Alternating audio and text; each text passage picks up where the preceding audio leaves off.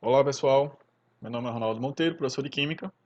Vamos dar início aí mais uma aula, agora falando sobre eletroquímica.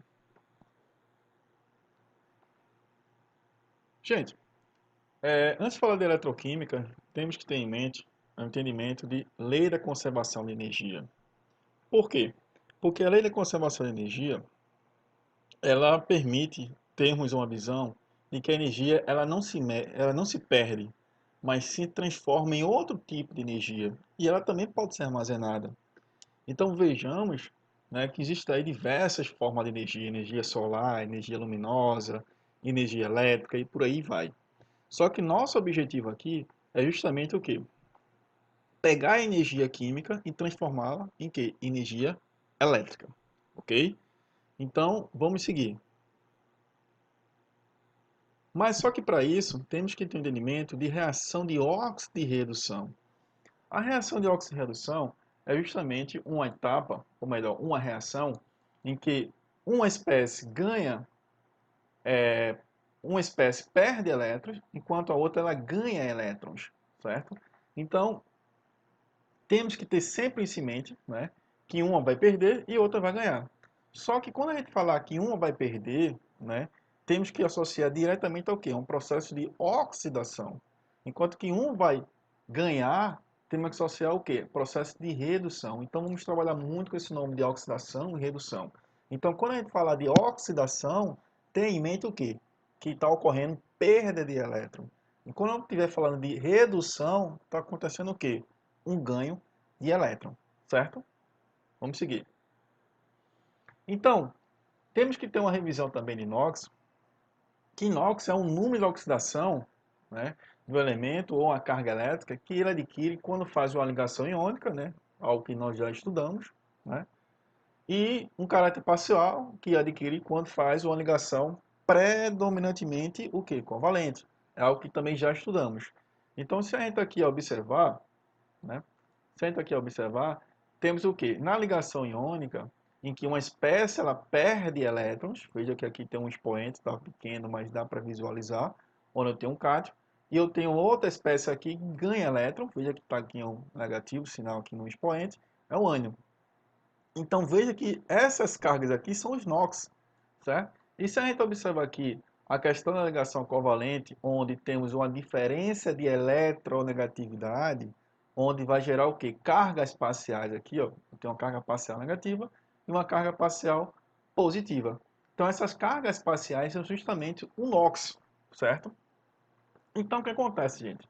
Acontece que temos uma tabela enorme, né? Ou melhor, resumida, né? Não existe só essa tabela, tem várias tabelas, né? Trouxe aqui para vocês apenas um exemplo de uma das milhares de tabelas que nós temos, com relação ao NOx em alguns elementos químicos.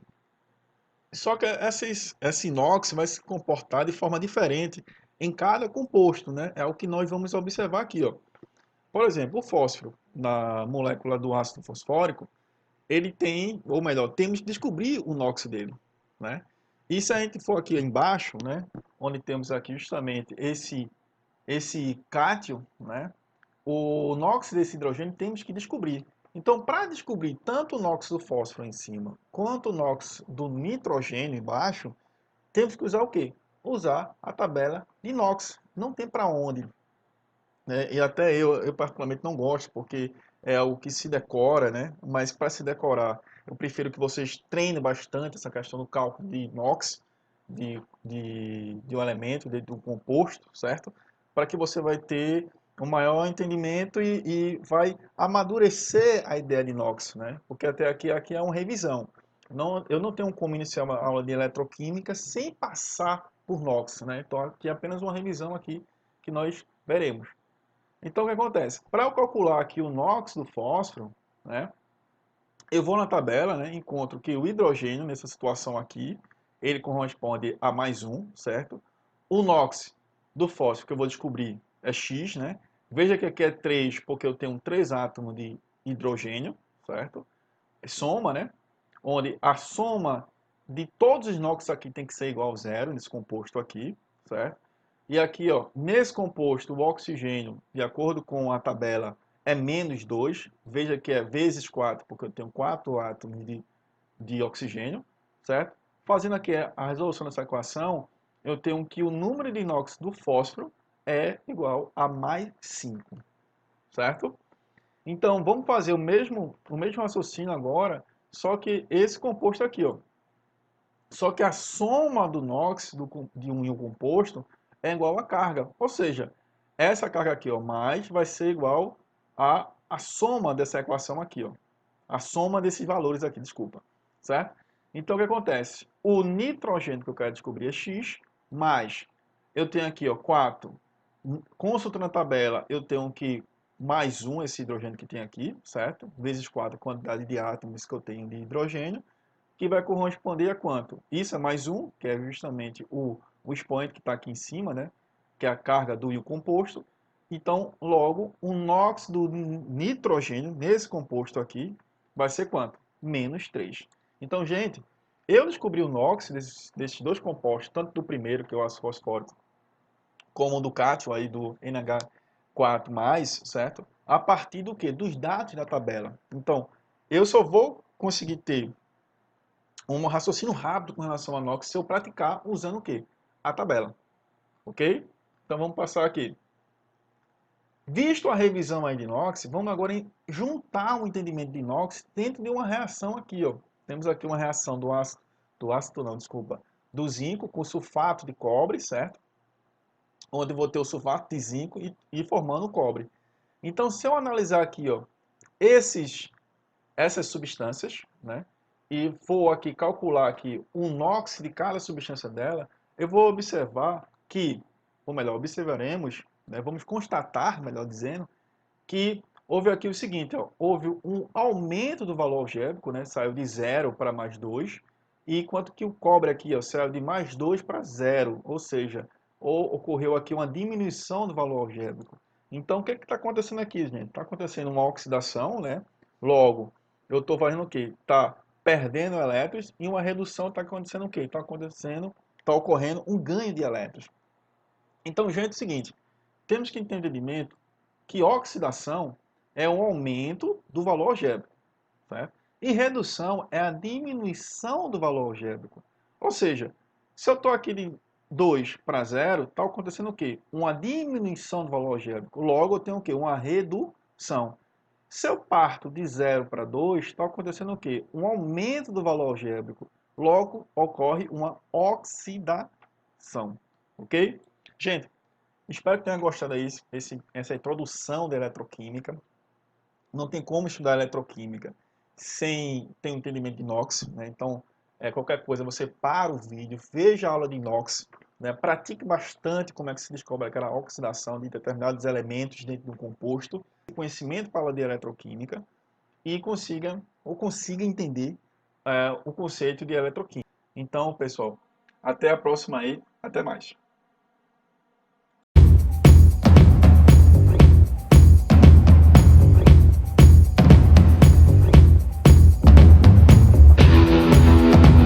Olá pessoal, vamos começar aqui a segunda parte de eletroquímica.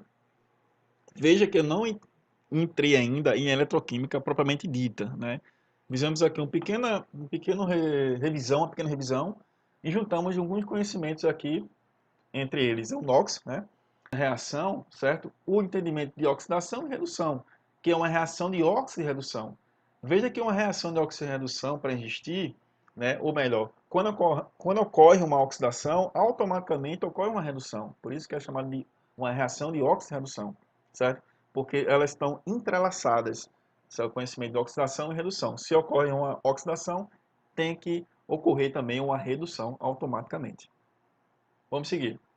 Gente, vamos fazer aí, ó. Veja que estamos aí apenas juntando conhecimento para quando chegar no entendimento de eletroquímica propriamente dita, vocês tenham maior capacidade de juntar esse quebra-cabeça, que se é que é quebra-cabeça, né? Se é que o nome eu posso falar de quebra-cabeça, mas vamos seguir. Então, o que acontece? Vamos aqui fazer aqui um pequeno experimento, né? Onde eu tenho aqui uma placa de zinco, né? Tem uma placa de zinco. Aqui eu trouxe para vocês só uma placa de cobre, só para você observar a cor dessa placa de cobre, né? Embora eu não vou usar a placa de cobre, eu vou usar a placa de zinco no nosso experimento aqui, certo? Aqui eu tenho uma solução de sulfato de cobre, certo? A solução de sulfato de cobre, ela vai estar dissociada, certo? Veja que eu vou trabalhar com o nome. A palavra vai aparecer aí para vocês aí. Ou melhor, faz surgir para vocês, né? Dissociada ou ionizada, né? Mais na frente eu vou explicar mais ou menos qual a diferença de uma dissociação para uma ionização, certo? Mas, antemão, vamos apenas guardar esses dois conceitos aí, certo? A coloração desse experimento, né? Então, veja que a solução de sulfato de cobre ela é azul, né?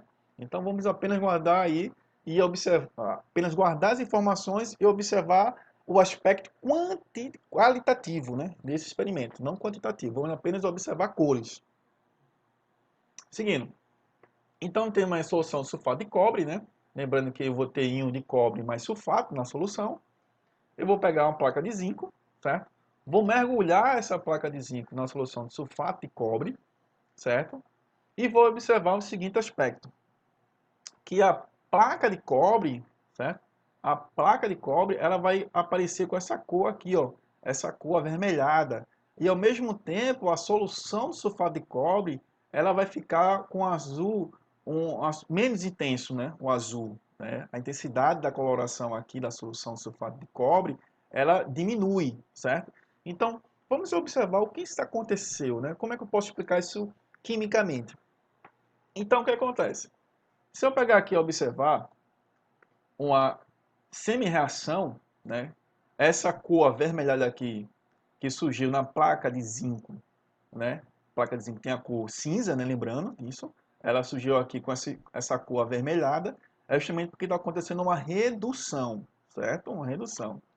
Ao mesmo tempo, na solução de sulfato de cobre, ela ficou menos intensa, né? A coloração, porque está acontecendo aqui uma oxidação.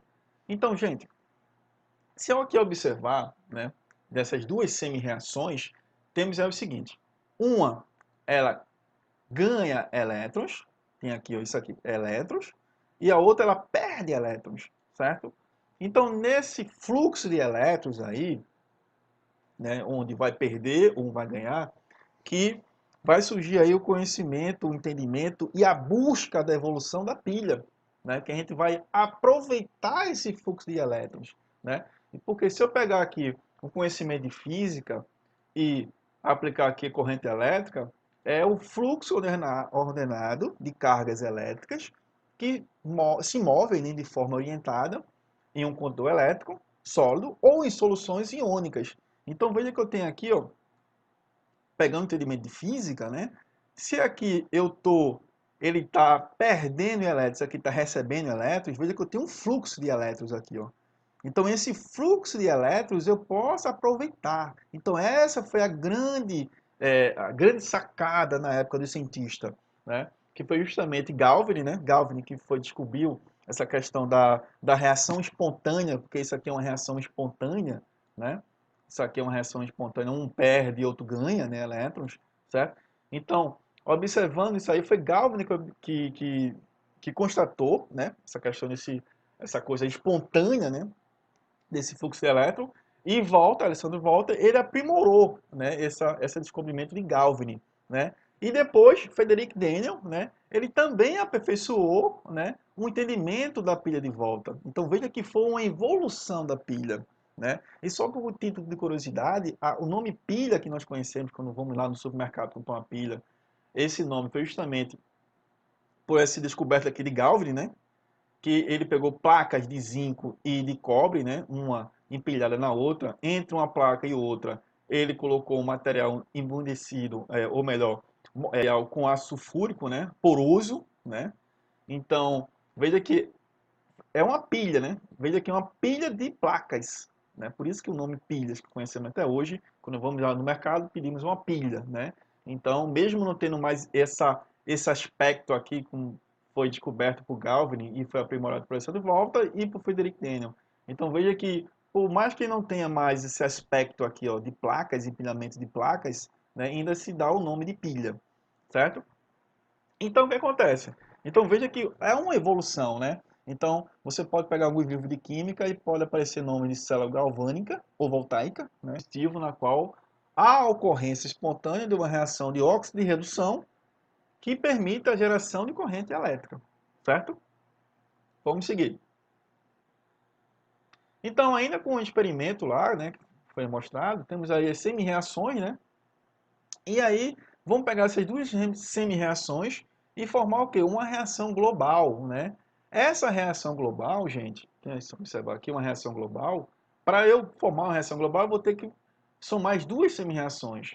Porque essa reação global, veja que no final só entra o quê? Meus reagentes e meus produtos. Ela não representa, não, ela não me dá informações de etapas intermediárias. Para mim não me interessa nesse momento aqui na eletroquímica. O que me interessa aqui é a reação global.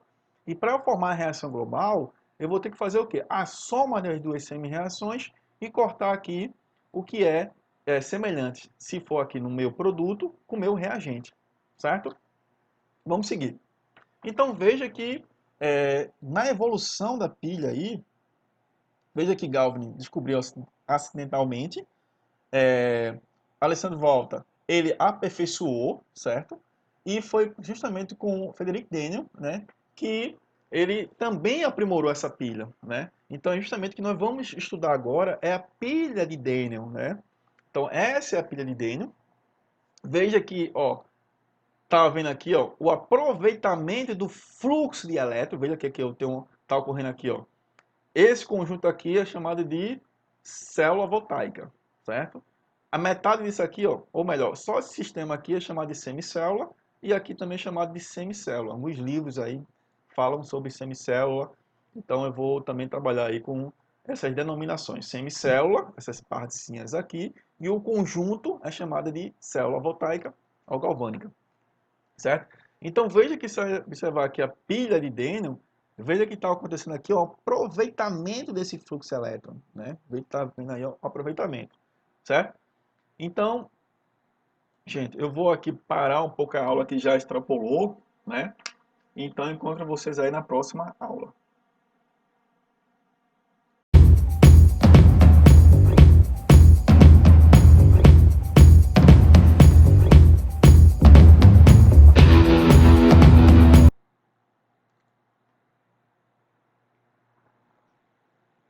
Olá, gente, vamos começar aí a terceira parte da aula de eletroquímica, certo? Então, veja que ocorreu aí, ó, vimos que ocorreu uma evolução da descoberta dessa reação espontânea, onde vai ter um fluxo de elétrons, né? Vamos aproveitar esse fluxo de elétrons, né, para poder gerar corrente elétrica, certo? Então, a pilha de Daniel, né, ela me mostra aqui, ó, esse aproveitamento desse fluxo de elétrons aqui, certo? Então, onde eu tenho uma semicélula, ocorre uma oxidação, e tenho a outra parte aqui da semicélula, ocorre aqui uma redução. Então, vamos lá. Então, se a gente observar aqui, ó, na parte aqui, ó, do zinco, está ocorrendo o quê? Está ocorrendo uma oxidação. Veja que está aqui, ó, uma liberação de elétrons. Está vendo aqui uma liberação de elétrons. E se eu observar aqui, ó, a semicélula onde tem um eletrodo, isso é chamado de eletrodo, não falei, mas vou falar agora, eletrodo de cobre e o eletrodo de zinco. Então, o que acontece? Ele está recebendo o elétron aqui, então está ocorrendo uma redução. Então, veja que eu tenho uma reação de óxido de redução, porque uma espécie está perdendo o elétron e a outra espécie está ganhando o elétron. Então, essa reação de óxido de redução está gerando o quê? Corrente elétrica. Então, é o seguinte, como eu tenho aqui, ó, duas semicélulas aqui, ó, uma aqui é do zinco e a outra de cobre, o que vai acontecer aqui, ó? Nessas semicélulas, tanto do zinco aqui, ó, como do cobre, eu vou ter o quê? Eu vou ter excesso de cargas, certo? E para amenizar esse excesso de cargas, certo? eu vou usar isso aqui, ó, a ponte salina, certo? Porque essa foi uma observação que Daniel colocou na pilha. Porque o que acontece? Se uma semicélula está perdendo elétrons e a outra está ganhando, o que vai acontecer com o sistema de uma e com a outra? Então vai haver o quê? Um excesso de cargas. Então, para amenizar esse excesso de cargas, se coloca o quê? Uma ponte salina. Então, dentro dessa ponte salina, eu vou usar aí como exemplo o cloreto de potássio, né? Ele sofre uma dissociação, né? Onde está vendo aí o potássio cátion e o ânion cloreto, certo? Então, essas duas espécies, elas vão equilibrar esse excesso de cargas elétricas nessas duas semicélulas, certo? Então, para atenuar esse excesso de carga, né, por exemplo, aqui, ó, onde eu vou ter um excesso de carga aqui, ó, um excesso de carga positiva, para atenuar esse excesso de carga positiva, né, eu vou, ou melhor, o cloreto ele vai migrar nessa direção. Então, para amenizar esse excesso de carga aqui, ó, negativa, o que acontece? O potássio, né, ele vai migrar para essa semicélula aqui. Então, a ponte salina, ela é usada aí na pilha de Deno, justamente para equilibrar o excesso de cargas nessas duas semicélulas. Vamos seguir. Então, gente, já que eu tenho aí, ó, um fluxo de elétrons, eu tenho uma diferença de potencial, né? Usando um pouco do termo da física, né? Que é o chamado da DDP, né?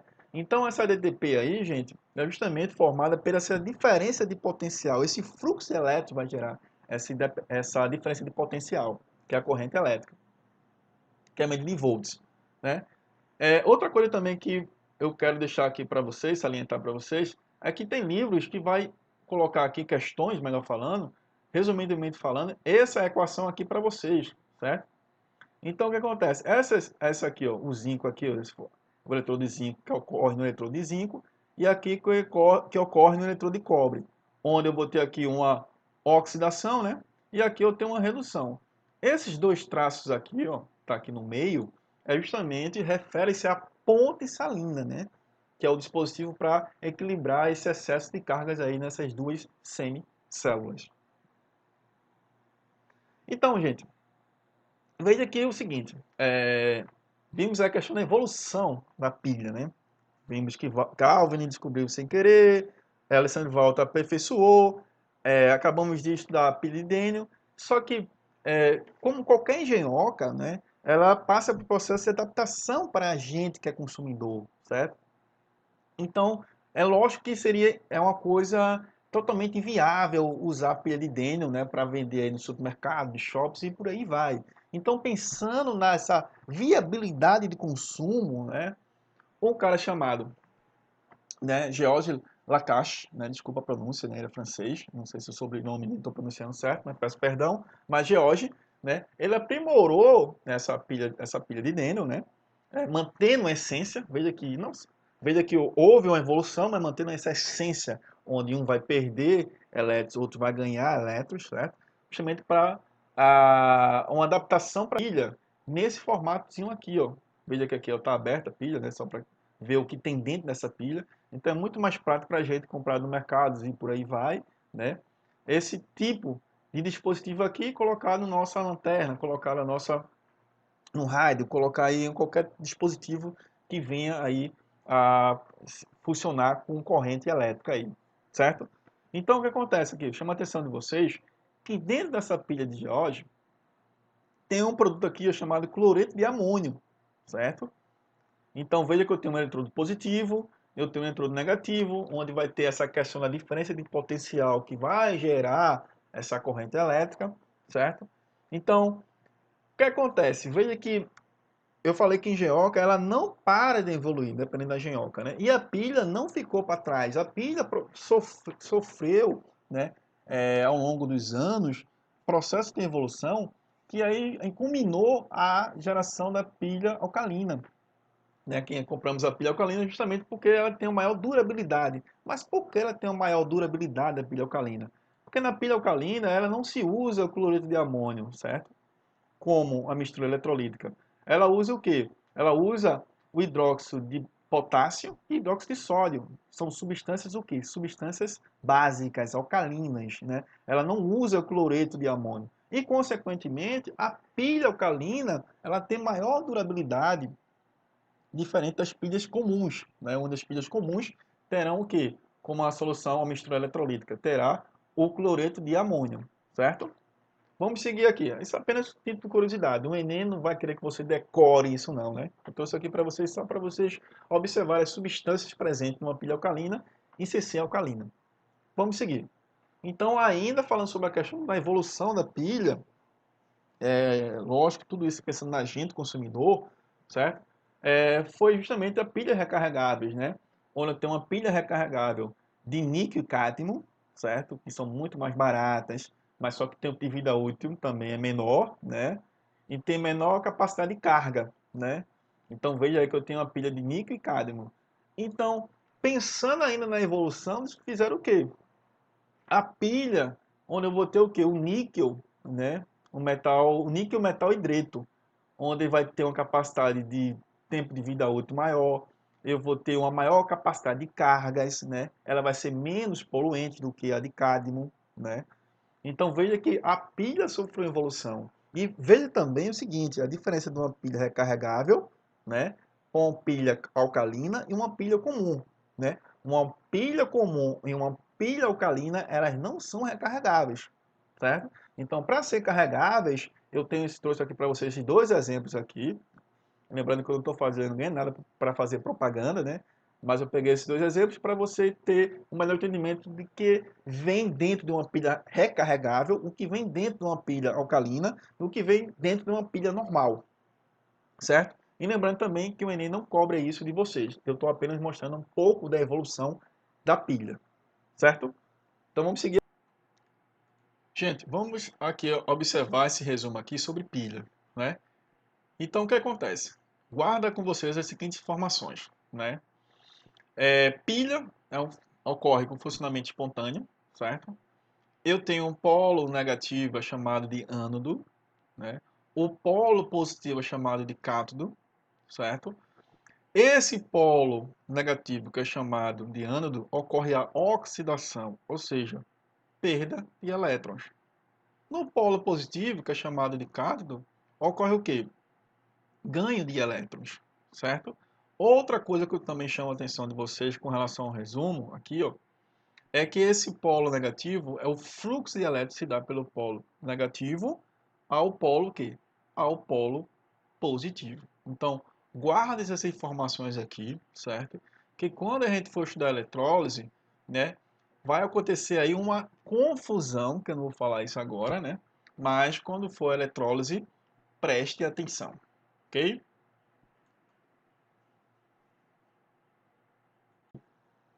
Então, vamos olhar aqui a questão do potencial de uma pilha, certo?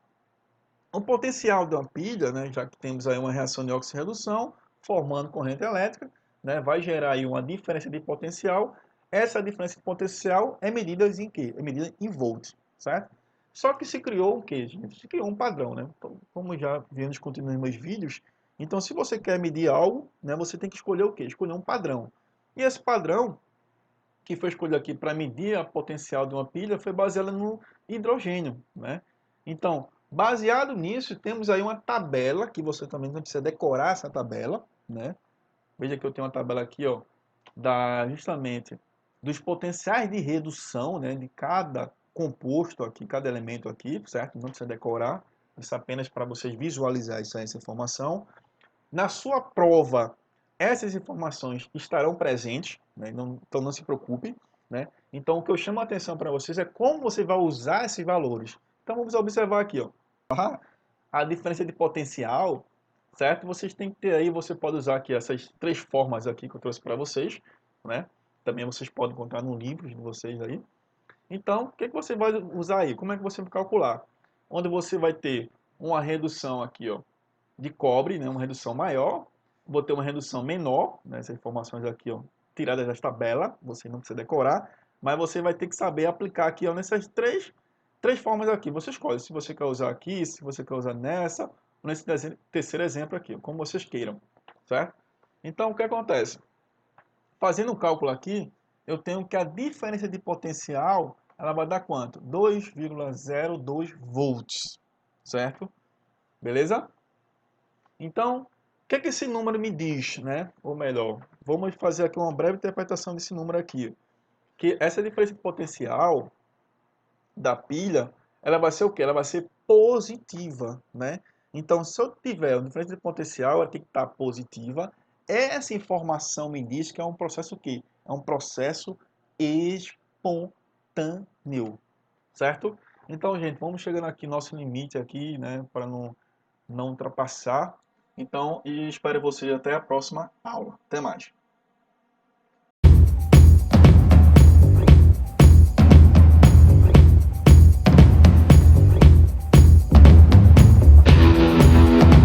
Olá, pessoal, vamos continuar a aula de eletroquímica, certo? Então, no vídeo anterior, paramos justamente nesse slide, onde calculamos, né, a diferença de potencial, né, com os valores dos potenciais aí, né, estabelecidos. Vamos seguir. Então, aí tem uma questão de pilha, né, que caiu no Enem de 2018, né? Eu vou tentar ler aqui, que tá para mim tá totalmente embaçado aqui. Eu não sei se para vocês vai ficar legal aí essa imagem, mas vamos tentar aqui ler, certo? Então vamos lá. Então veja só. Em 1938, né, um arqueólogo alemão, que está aí o nome dele que eu não sei falar alemão, mas tudo bem, né? Que é o diretor do Museu Nacional do Iraque, encontrou um objeto estranho na coleção da instituição, que poderia ter sido usado como uma pilha, né, similar às utilizadas em nossos dias. Vamos lá, encontrou um artefato, né, que era bastante similar ao que nós usamos como pilha, né? Beleza. Aí, a suposta pilha, né, datada de cerca de 200 anos antes de Cristo, veja que negócio interessante, né?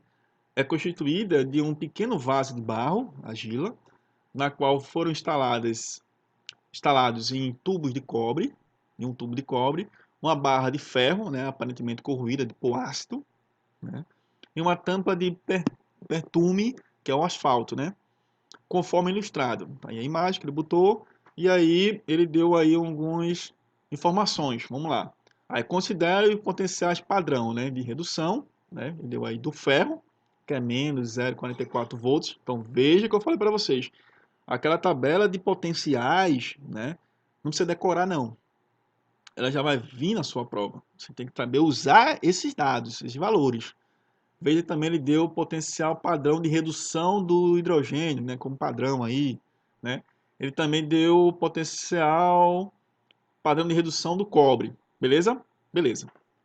Gente, vê só, vamos aqui separar as informações. Lembrando o seguinte, numa pilha é uma reação espontânea de óxido e redução, certo? Onde uma espécie ela perde elétrons e outra espécie ganha elétrons. Logo, se perde é um processo de oxidação, se ganha é um processo de redução. Vamos lá. Feito isso, eu vou separar aqui as informações que foram dadas nas questões. Veja que eu tenho um potencial de redução do cobre, né, que está aqui, que eu coloquei em uma novidade, certo? Eu também peguei o potencial de redução do meu ferro. Também está aqui na questão, certo? Vamos seguir. Gente, olhando aqui os valores, certo? Quem tem o maior potencial de redução? Quem tem o maior potencial de redução? Então, para o vídeo aí, pensa um pouquinho, olha esses dois valores, né? E responde para você mesmo aí. Para o vídeo, responde, né? Então, vou voltar aqui. Então, veja que eu tenho aqui, ó. Como eu tenho maior valor aqui, ó, comparado aqui, ó, se eu for comparar um ou outro, o maior valor de potencial de redução, quem é? É o cobre. Então, logo, ele sofre a redução. Então, como eu já falei, que a pilha é um processo de espontâneo de óxido de redução, gente, se essa espécie aqui ó, tem um valor maior, sofre redução, beleza. Logo, ele tem um valor menor, essa espécie sofre o quê? Ela sofre uma oxidação, certo? Então é coisa quase que automática, como falei. Se uma espécie reduz aqui, ó, você já vai automático, oxidação. Né? Se aqui é oxidação, aqui é redução. Então, algo automático, certo? Então, essa é a interpretação de valores que você deve ter um entendimento numa prova do Enem, certo? Ele mexe com esse conhecimento do aluno, certo? Então vamos lá. Veja que na questão ele pede o que mesmo? Vamos lá. Eu nem acabei a questão, desculpa, fiquei tão empolgado. Então, veja que nessa suposta pilha, qual dos componentes atuaria como cátodo? Né? Então, veja aqui qual componente atuaria como cátodo. Vamos lá, beleza. Eu tenho uma redução e tenho uma oxidação. Veja que a redução, certo? Eu tenho um processo que ocorre aonde? No cátodo, valor positivo, certo? E a oxidação é um processo que ocorre no ânodo, né? Onde eu tenho o sinal negativo, né? Então, o que acontece? Eu tenho que a resposta, né? Já que ele pede aqui qual dos componentes atuaria no cátodo, qual que atuaria no cátodo? É justamente o cobre.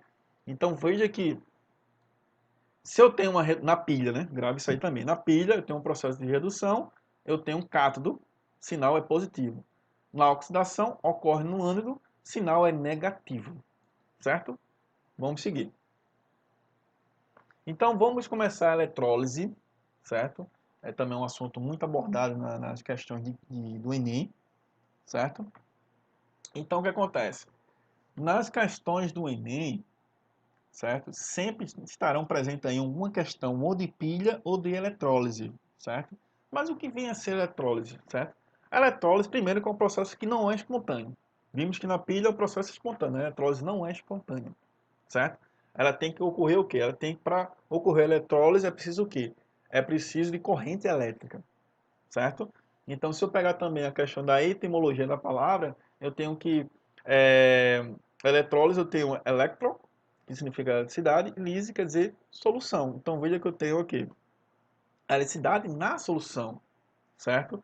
Então, vamos seguir aqui, ó. A eletrólise, ela pode tanto ser uma eletrólise ígnea e pode também ter uma eletrólise aquosa. Então, qual a diferença de uma para outra? Na eletrólise ígnea, certo? Ocorre sem a presença de água, certo? Que é muito usado aí na questão da indústria, utilizando no processo de hidrólise ígnea para a produção de metais. Entre os exemplos, podemos citar o alumínio, certo? Mas não só o alumínio, tem diversos aí, né? Trouxe para vocês só a questão do exemplo do minério do alumínio, mas temos vários aí, certo? Então, não ocorre na presença de água.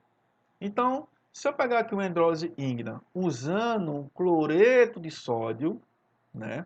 Se eu usar cloreto de sódio, veja que eu vou produzir o sódio metálico e o gás cloro. No esquema aqui, ó, veja que eu tenho dois eletrodos, né? Um eletrodo aqui, ó, do que vai ocorrer, que vai ser atraído aqui por cargas positivas, né, do sódio, e aqui eu vou ser atraído por cargas negativas do cloreto aqui presente, certo? Onde vai ocorrer a produção tanto do sódio metálico como o gás cloro. Mas chama aqui uma observação para vocês, gente. Qual é a observação? Se eu usar nesse processo de hidrólise ígnea, que já vimos que não tem água, não ocorre, não tem água, certo? Se eu usar aqui o NaCl sólido, né, ele não conduz, né? Por que ele não conduz? Justamente por causa da ligação iônica, né? Uma ligação totalmente forte aí, uma atração eletrostática, inviabilizando esse fluxo de elétrons aí, certo? Então, o que acontece? Eu vou usar o NaCl no estado o quê? No estado fundido, né? No estado fundido, eu vou ter justamente essa mobilidade dessas partículas aqui, ó, que são os cátions e os ânions, né? Diferentemente se ele estivesse no estado sólido, onde tem a maior atração eletrostática e, consequentemente, não ocorrerá essa condução, né? Devido a essa força eletrostática presente aí nesses dois elementos, tanto do sódio como do cloro. Então, seguindo aqui, ó, veja que eu tenho, lembrando que a temperatura é de 800 graus Celsius, né, que ele está fundindo aí, fundindo. Então, vamos observar o seguinte, o eletrodo positivo, né, que é o ânodo, o eletrodo negativo chama o quê? O cátodo. Gente, observa o seguinte, né, veja que a gente estudou pilha, certo? E na pilha, observamos que o eletrodo positivo é chamado de cátodo, né? Aqui não, aqui é chamado de ânodo, né? E na pilha observamos que o eletrodo negativo é chamado de ânodo, mas aqui não, é chamado de cátodo. Então veja que na eletrólise, o que a gente aprendeu na pilha é o inverso, né? Então veja aí a diferença aí para não confundir. Isso também gera bastante confusão na hora de resolver as questões, certo? Então eu aconselho vocês a fazer o seguinte: faça aí um tipo de um mapa para que vocês consigam diferenciar, né, justamente os eletrodos, né, dentro da pilha e dentro da eletrólise, né? Lembrando que na eletrólise ele vai mudar, né, para vocês não ter essa confusão na hora de responder as questões. Mas eu vou voltar com essa informação, certo? Então vamos lá. Pegando aqui ó, as semi-reações que ocorreu lá, né, na semi-reação que aconteceu no cátodo, né, que eu vou ter aqui ó, o polo negativo, né, certo? Lembrando que é um polo negativo, certo? Aqui é o polo negativo. Temos aqui o sódio no estado de cátion, aqui está recebendo o elétron, formando o que? O sódio no estado sólido, né? Então veja que eu tenho sólido no formato de cátion, né, íon, e aqui eu tenho o sódio aqui, ó, no estado sólido, certo?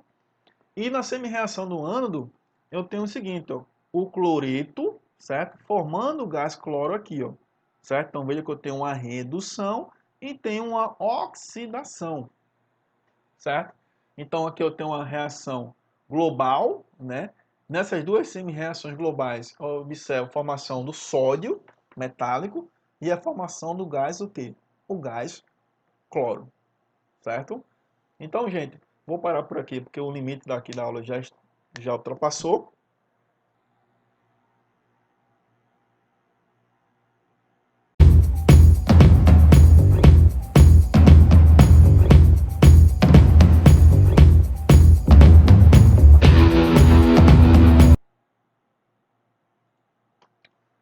Ó, gente, vamos continuar aqui a aula de eletroquímica, né?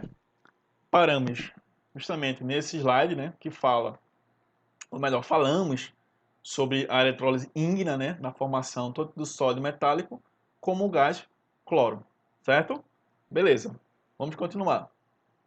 Então vamos agora entender a eletrólise aquosa, né? A eletrólise aquosa é muito mais complexa que a eletrólise ígna, certo? Por quê? Porque vai entrar mais componentes aí presentes na minha solução. Além disso, também, na eletrólise aquosa, ela ocorre com o quê? Na presença de água, diferente da eletrólise ígna, que não tinha água, certo? Ok? Então vamos lá, pegar aqui um exemplo aqui, ó, da formação do cloreto de sódio em meio aquoso produzido do quê? A soda cáustica e o gás hidrogênio e o gás cloro. Vamos aqui observar aqui algumas situações.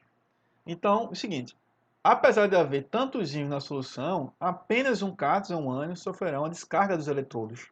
Então, veja o seguinte, o que isso quer dizer? Teremos a presença aí de mais íons na solução, certo?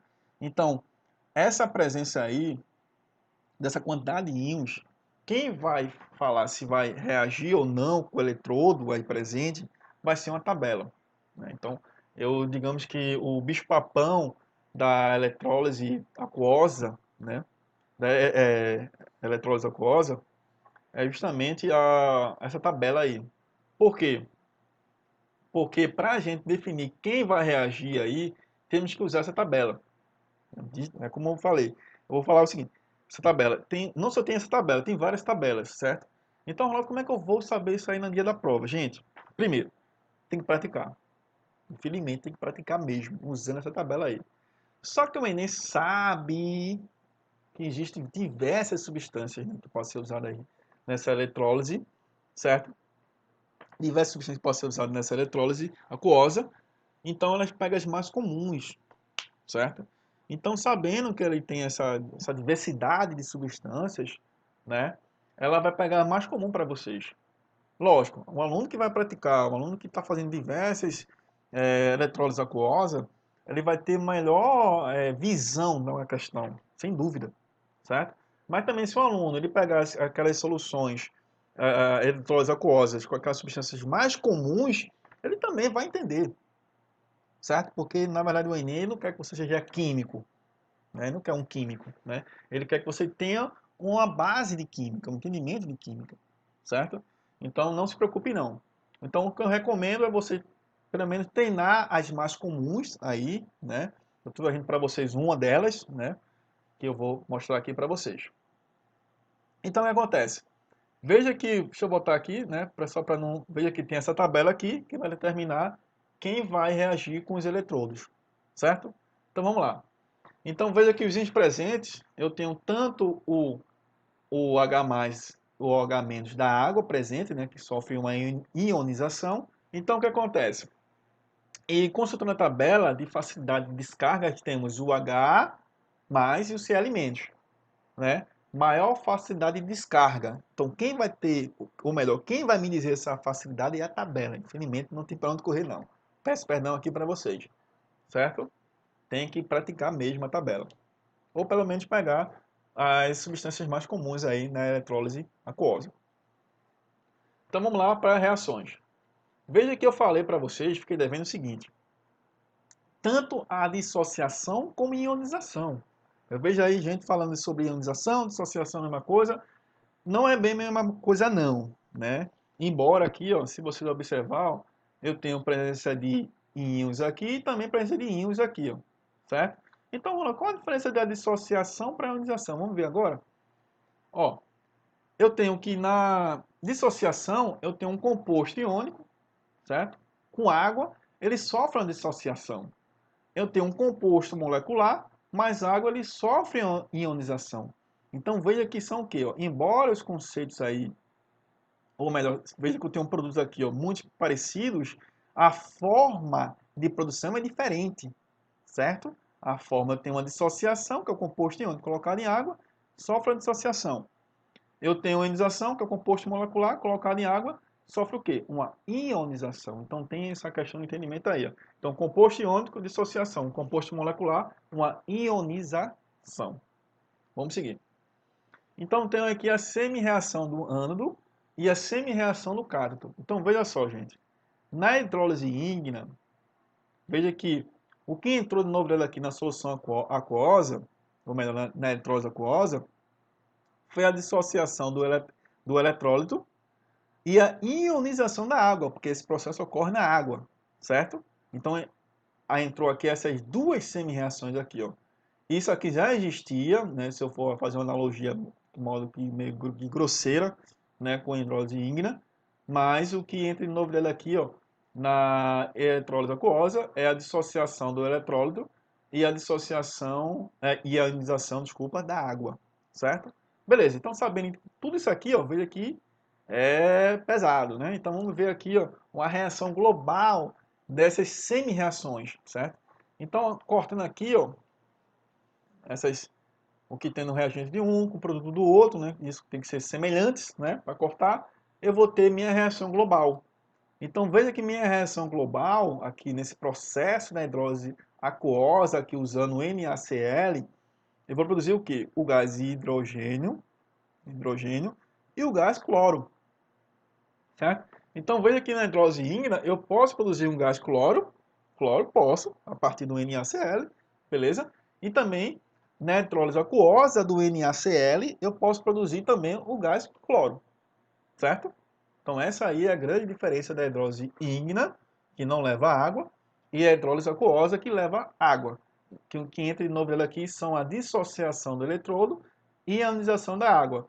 Então esses íons presentes aqui, ó, quem vai determinar aqui, ó, é justamente aquela tabela que vai mostrar maior facilidade de descarga nos eletrodos aí, ó. Não tem para onde fugir não, tem que consultar a tabela, certo? Então veja só a questão do Enem, certo? Veja que o Enem sabe da dificuldade, sabe da complexidade da hidrólise aquosa, né? Justamente uma vez que vai usar a tabela. Então veja só essa questão aqui que caiu em 2017. A eletrólise é um processo não espontâneo, né? Veja que já falamos sobre isso, de grande importância para a indústria química. Uma de suas aplicações é a obtenção do gás cloro e de hidrogênio e gás cloro e do hidróxido de sódio, desculpa, a partir de uma solução aquosa de cloreto de sódio. Nesse processo, utiliza-se uma célula eletroquímica, como ilustrado. Veja que o desenho tem um excesso de informação que o aluno vai tentar quebrar a cabeça aqui, mas se ele tiver um entendimento dessa reação global aqui, ó, ele vai vai observar de cara a resolução dessa questão. Vamos lá. Mas vamos seguir para cá. Então, o que acontece? Tem um polo positivo, melhor, o polo negativo, o polo positivo, certo? Aqui está entrando elétrons, aqui está saindo elétrons. Aqui eu tenho um ánodo de carbono, eu tenho um diafragma aqui de amianto, né? Se essa palavra aqui, que para mim tá bem pequeno, né? Mas enfim, aqui eu tenho um cátodo de carbono, aqui eu tenho uma espécie de uma torneira, né? Que é um dreno de uma solução aquosa, ou solução aquosa alcalina, certo? Aí ele pergunta o seguinte, ele quer saber o produto secundário, certo? Aí no processo eletrolítico ilustrado, o produto secundário obtido é... Gente, vamos voltar aqui só o slide anterior. Veja que o NaCl, né? Se eu vou usar a hidrólise aquosa do NaCl, eu vou produzir o quê? O hidrogênio, o gás cloro. Isso aqui é a base, hein? Na com OH- é o hidróxido de sódio, é uma base, certo? Então o que acontece? A base, ele abre aquela torneirinha e sai aqui a solução básica, formada aí no produto, naquela minha reação global. Então ele quer saber o seguinte, ele quer saber o produto secundário aqui, ó, certo? Gente, é vapor de água pela minha reação global anteriormente? Não. É oxigênio molecular na minha reação global? Não. É procura de sódio? Também não. É hidrogênio molecular? É cloreto de hidrogênio? Então qual a resposta, gente? A resposta é justamente o quê? É o hidrogênio molecular. Veja que é o seguinte, ó, veja que se um aluno ele pegou aí, praticou, né? Assim, desculpa o termo, mas é decorar mesmo, porque a tabela, você tem que ir lá consultar a tabela, ver que tem maior facilidade de descarga, não é coisa muito simples não. Isso aí só você praticando mesmo, não tem para onde não. Então o que acontece? Se o aluno apenas entendeu que uma solução de NaCl usada aí no processo de hidrólise aquosa gera o quê? Gera base, gera hidrogênio molecular e cloro. Ele já vai na questão do Enem, ó, que caiu em 2017, já vai na alternativa aí correta aí. Então veja, gente, que o Enem, né, só para eu tentar tranquilizar vocês, né, ele sabe da complexidade de determinados assuntos. Ele sabe, ele sabe. Então, o Enem tem momentos que ele complica, mas também tem momentos que ele facilita, justamente pela complexidade do assunto. Então, por isso que eu digo para vocês, se hoje está difícil o entendimento de química, para um pouquinho, relaxa e amanhã continua. Só não desistam, certo? Porque o Enem ele sabe da complexidade, certo? Então, gente, vou parar por aqui porque já estourou o limite. Então, espero vocês até a próxima aula.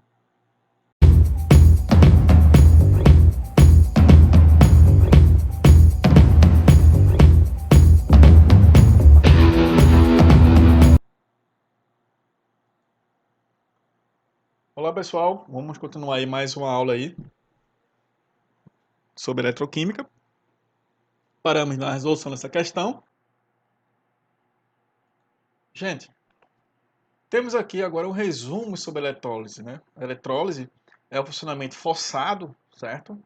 Veja que o polo negativo é chamado de cátodo, o polo positivo é chamado de ânodo, certo? Logo, o polo positivo, que é chamado de ânodo, ocorre a oxidação, e o polo negativo, que é chamado de cátodo, ocorre uma redução. Então, o que acontece aí para alguns? Está acontecendo aí uma bela de uma confusão. Por quê? Porque essa confusão toda, aprendemos, né, vamos unir aqui o conhecimento de pilha com o conhecimento de eletrólise. Então, o que que aprendemos aqui, ó? Aprendemos que na pilha é um funcionamento espontâneo, né? Na eletrólise, o funcionamento é forçado, não um funcionamento espontâneo, certo? Veja que no polo negativo aqui, né, na pilha é chamado de ânodo. O polo negativo na eletrólise é chamado de cátodo. Então veja, se a gente observar aqui ó, na pilha, no eletrólise é o inverso, gente. Então é isso que eu chamo a atenção de vocês e isso que cria maior confusão aí na hora de entendimento e na hora de responder questões. né? Então, para um pouquinho o vídeo aí, observa aí essas diferenças, né? Que tem aí a questão do ânodo, a questão do cátodo, tanto na pilha como na eletrólise, certo?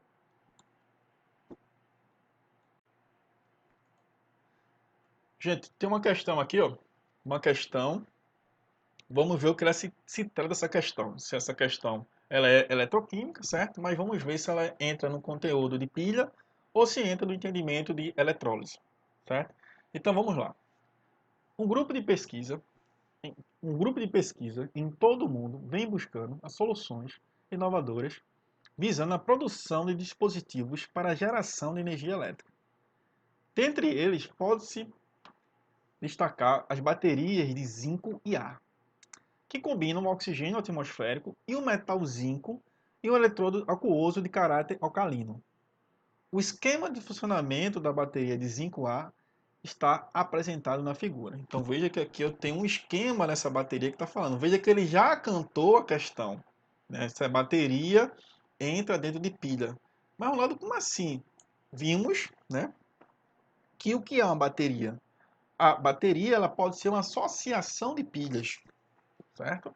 Então, consequentemente, ela vai entrar no entendimento de pilha e não de eletrólise, ok?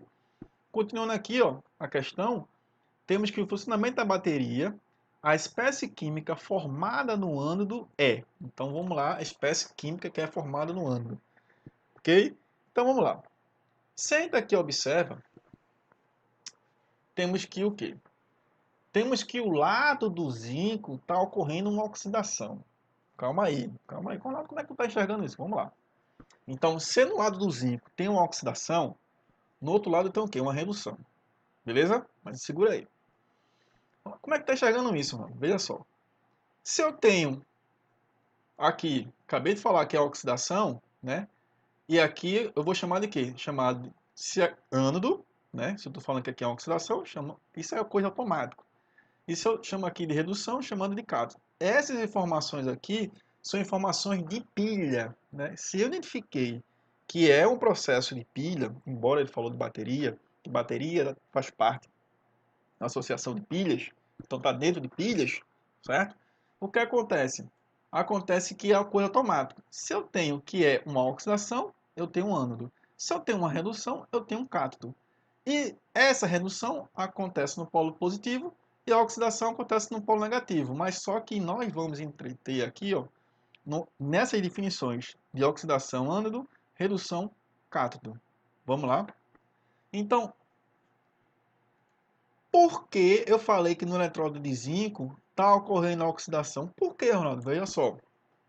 No eletrodo de zinco, gente, eu tenho um zinco, né?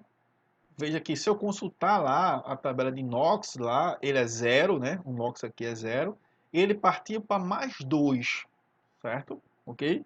Então veja que dentro da questão, se eu, ó, entrou aqui o H-, certo? E aqui, ó, dentro da questão está saindo o quê, ó? Um composto, né, formado de zinco e essa hidroxila aqui, ó, tá entrando aqui, ó, certo? Para formar esse composto aqui, gente, eu tenho que ter zinco nessa forma aqui, ó. E a única forma que eu tenho de zinco, está sendo liberado zinco aí, ó, né, nesse eletrodo aqui, ó, é nessa oxidação, nesse processo de oxidação. Você está vendo a liberação desse zinco, né, que automaticamente observa aqui, ó, o aumento do valor algébrico, porque aqui eu estou partindo de 0 para mais 2, certo? De 0 para mais 2, então, consequentemente, tem uma oxidação. Então, logo eu tenho o que aqui, ó? Se eu tenho uma oxidação, eu tenho um ânodo nessa parte aqui, certo? Então, veja que na minha oxidação, que está ocorrendo a liberação do íons, né, de zinco aqui, ó, que é os cátions de zinco, que vai formar, ou melhor, ele vai unir com esse outro composto aqui, hidroxila menos, para formar esse composto aqui, ó, que foi dado na questão, certo? Por isso que automaticamente eu consegui enxergar que nesse eletrodo aqui está ocorrendo uma oxidação. Se é uma oxidação, logo isso aqui é um ânodo, certo? E na pergunta na questão ele pergunta: no funcionamento da bateria, a espécie química formada no ânodo é justamente esse composto aqui, certo? Então veja que existe uma complexidade na eletroquímica, certo? Mas o Enem ele pede do aluno o quê? Ele pede as noções básicas. Então eu quero noções básicas que eu falo o quê? Na pilha, o que que forma no ânodo? O que forma no cátodo? Qual é o polo positivo? Qual é o polo negativo? Então isso é um entendimento que o Enem ele cobra do aluno, certo? Mesmo sabendo a complexidade da eletroquímica.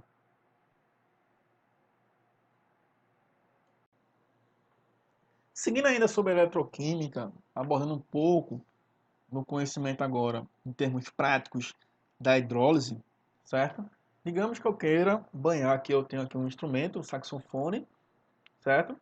Então, eu quero banhar esse instrumento aqui, né? Geralmente é latão, mas eu quero banhar esse instrumento com níquel. Como é que eu faço isso quimicamente? Então, eu vou usar uma cuba eletrolítica contendo uma solução de sulfato de níquel, né? Lembrando que esse sulfato de ínco ele está dissociado aqui, certo? Beleza? Então, o que acontece? Eu vou pegar, né? Eu vou ter o polo cátodo, né? Que é negativo, e vou ter o polo positivo, que é o ânodo. Lembrando que isso aqui, como é eletrólise, certo? É o inverso da pilha, né? Então, o que acontece? O material, eu tenho o eletrodo de níquel de um lado, e o material que eu quero niquelar, que nesse caso vai ser o saxofone, eu coloco aqui no meu cátodo, que é o polo negativo. Então, o que acontece, gente? Ocorrerá o quê? Um processo de niquelação, né? Onde eu vou banhar esse meu instrumento aqui, ó, né? Eu vou cobrir esse meu instrumento com o quê? Com níquel, certo? Então aqui eu tenho as duas semi-reações, né, que ocorrem aqui tanto no cátodo como no ânodo. Veja aqui no cátodo aqui, ó, eu tenho um níquel aqui nessa espécie, né, aqui, ó, em forma de íons. Ele vai estar no formato de sólido, que é uma vez que vai estar o quê? Cobrindo esse meu saxofone aqui, certo? E tem o meu ânodo aqui, ó, que eu tenho um níquel formando o quê? Liberando elétron. Então veja que aqui eu estou, enquanto uma espécie está liberando elétron, o outro aqui está o quê? Ele está recebendo elétron. Isso aqui é só título de curiosidade, certo? No processo, usando aqui um pouco da eletroquímica, certo? É lógico que nesse processo aí eu posso usar de diversas, né, cromatização e por aí vai. Mas eu peguei apenas um exemplo só para vocês terem um entendimento, certo? Gente, vamos agora, né, observar um pouco do aspecto quantitativo da eletrólise, né, dentro da eletroquímica, certo? Então, o que acontece, gente? A lei de Fahrenheit estabelece que a massa de material que é produzida durante a eletrólise, certo? Então, tem um que carga, né, é igual a I, que é a amperagem, né? Esse termo aí, fisicamente, a galera fica muito indignada com esse termo, né? Mas aí é ampere, certo? E eu tenho, desculpa aí, físico, mas perdão. E tenho aqui o tempo, que é em segundos, certo?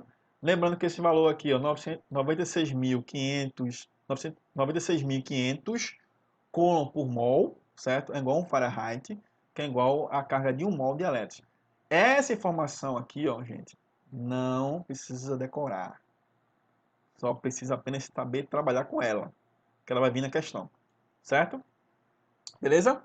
Então vamos lá. Veja que caiu na questão do Enem de 2010, gente. Veja só a questão de 2010 que caiu. Vamos observar ela.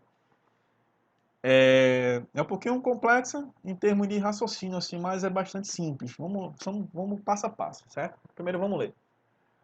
A eletrólise é muito empregada na indústria com o objetivo de reaproveitar parte dos metais sucateados. O cobre, por exemplo, é um dos metais com maior rendimento no processo de eletrólise, com recuperação de aproximadamente 99,9%. Por ser um metal de alto valor comercial e de múltiplas aplicações, sua recuperação torna-se viável economicamente. Suponha que, em um processo de recuperação de cobre puro, tenha-se hidrolisado numa solução de sulfato de cobre 2, né, durante 3 horas, empregando-se uma corrente elétrica de intensidade igual a de 10 amperes. A massa de cobre puro recuperada é de aproximadamente, veja que todas as informações aqui estão presentes aqui, ó, certo? Ronaldo, para onde eu começo a questão? Então vamos por parte. Vamos por parte, certo? Vamos seguir. Primeiro a gente tem que ter aquela minha formulazinha aí de carga, que é a amperagem, né? Ampere com o tempo, certo? Ok?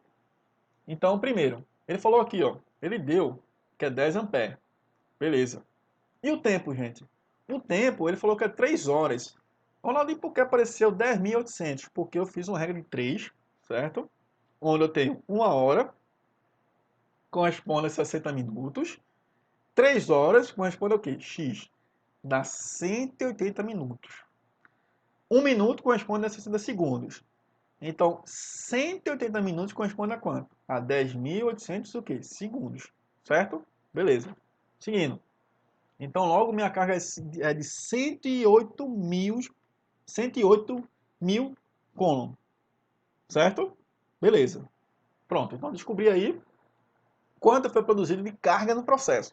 Mas ele quer isso? Não. O que ele quer? Ele quer a massa. Então, vamos seguir. Gente, pegando aqui o seguinte, ó. Pegando essa informação aqui, eu tenho que 96.500 Coulomb corresponde a 1 mol. Certo? Corresponde a 1 mol. Certo?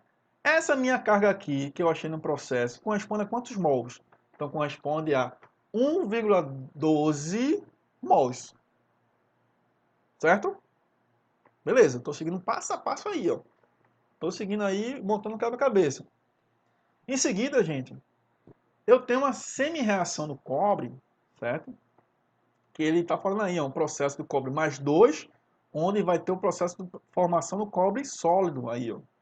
Certo? Isso aqui é uma semi-reação, isso aqui é 2 elétrons, certo?